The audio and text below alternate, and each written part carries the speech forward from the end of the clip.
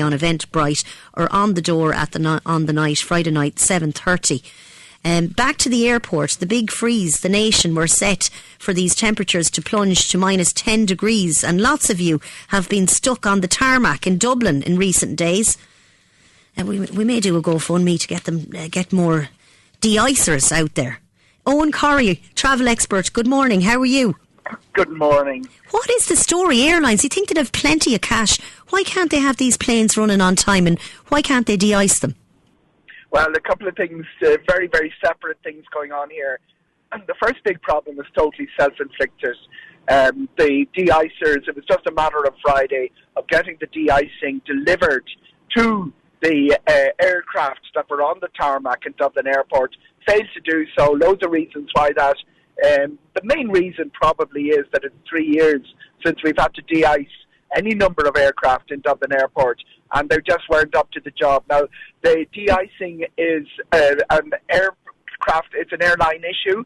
The big airlines have their own de-icers. Right. The others were relying on third-party handlers, the same people that would handle check-in and baggage hold. So Friday was a mess. There was knock-on in the baggage hold. There was shortage of staff in every direction. People had to be rehired, all of that stuff. So all of that was going on. But what happened overnight is quite different. We've no runway closure in Dublin. We've had a runway closures in southeast England overnight. That's been a big deal, particularly in Stansted, which only reopened in the last hour, because it's a big base for Ryanair. A lot of Ryanair aircraft are in the wrong place this morning. And we all remember we already have 20,000 passengers affected by what happened with the de-icing debacle on Friday. Right. But now we have a situation where there are tens, more thousands of passengers in the wrong place this morning. Oh dear. Dozens of aircraft in the wrong place this morning.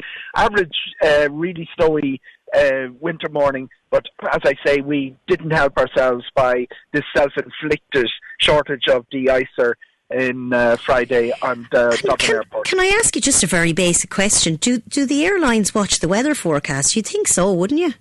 Yeah, absolutely, and there was some question then where they late de-icing. The de-icing started 4 a.m. on Friday. A lot of finger pointing, but especially between Dublin Airport and Ryanair. Let's get to the chase here. They do spend a lot of time on Twitter having little pokes at each other.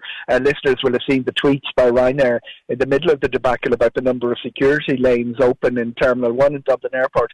But there is a suggestion that they were a little bit late to the game. 4 a.m. is a bit late to the game on Friday morning, knowing the weather forecast, and then a second de-icing was required by some of the aircraft because they probably miscalculated the way the air temperature would heat up. It's also very moist.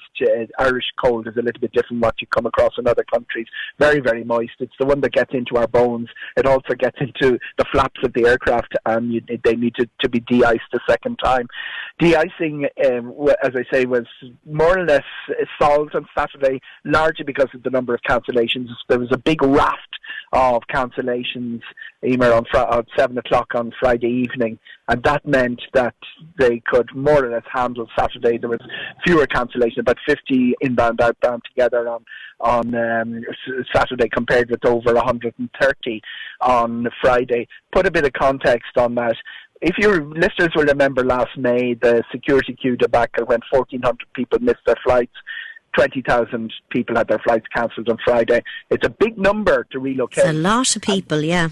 And then you have what happened in southeast England last night, and that meant things like your aircraft. You see, the way modern aviation works is that Ryanair in particular will not just fly to Stansted and back to Dublin.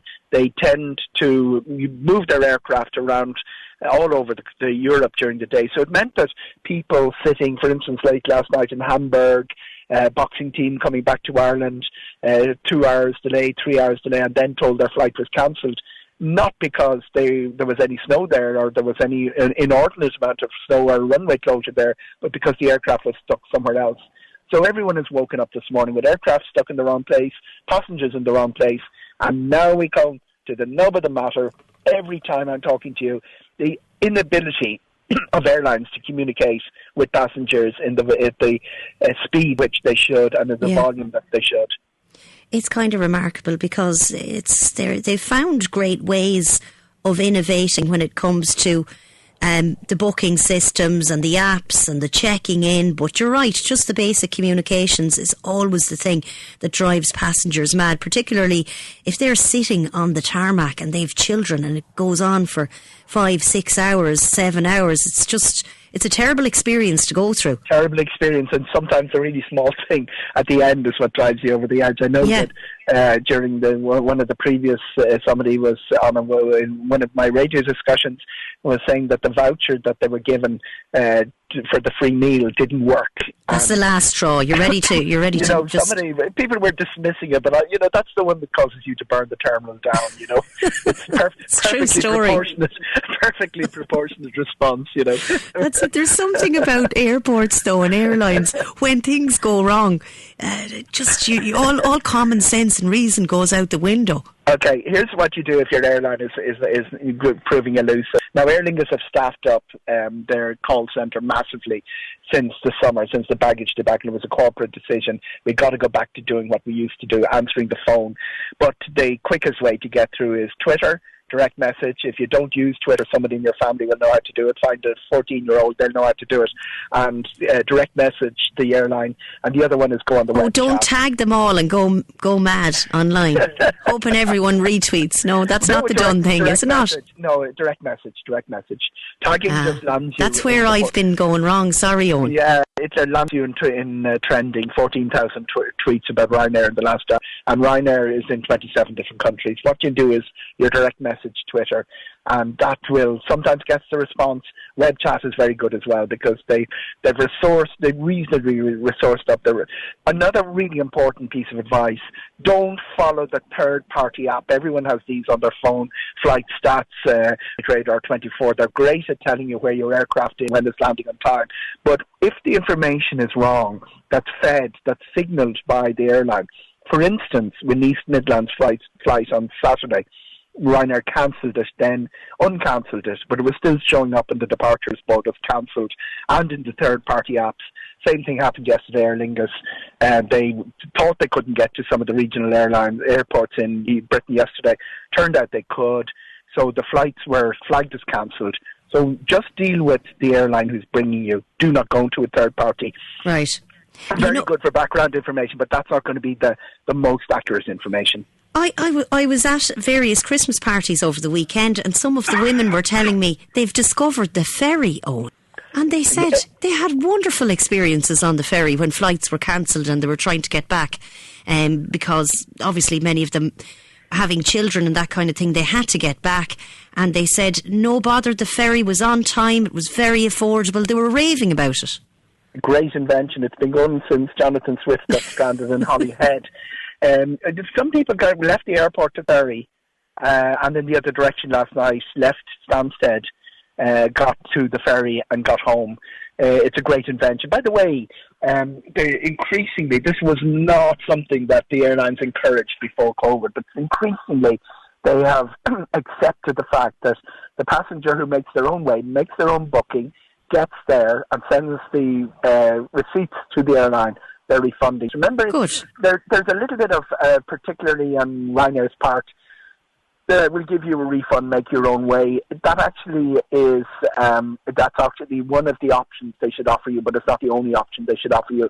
It's their job. They're contracted to get you to where you're supposed to go. Obviously, when a weather event occurs, you can't be got on the same night, but it's their job to get you there wherever you're supposed to go. You're contracted to do that. So do remember that, but also keep your receipts.